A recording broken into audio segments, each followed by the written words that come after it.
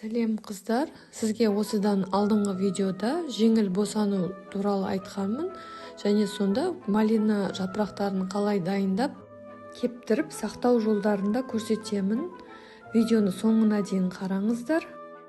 Бұндай тұнба тек қана жүктілерге ғана емес, және де қыз балаларға да етек кезінде ауырмас үшін шай ретінде пайдалануға да болады, және де егер климакс белгілер байқалса, оны да жеңіл өтуге де көмегі үлкен.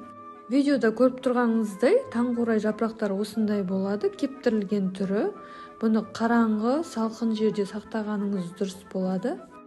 Бұндай шайды дайындаудың ең қарапайым әдісі ол таза жапырақтарды жуып, кептіріп, күнге жайып қойсаңызды, өзі кеуіп, осындай шайға айналады. Ал келесі мына әдісте жапырақтарды жуып, тазалап, кептіріп, оны мұз қылып қатырып алған. Мұз қылып қатырғаннан кейін оны орап-орап өсіп бір жерге, қараңғы жерге қойып қойған. Сосын оны осылай кептіріп алып, фермент ретінде пайдаланылған. Бұндай шайды сонымен қатар интернет площадкаларда да сатады. Мынау Wildberries сайтынан міне осындай түрі бар.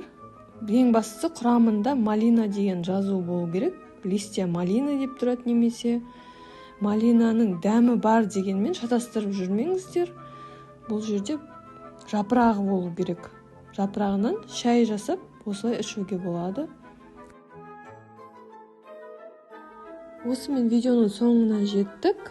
Бұндай шайды сонымен қатар аптека, дәріханалардан да қарасаңыз табылуы мүмкін. Және де кейбір гипермаркеттерде де болады.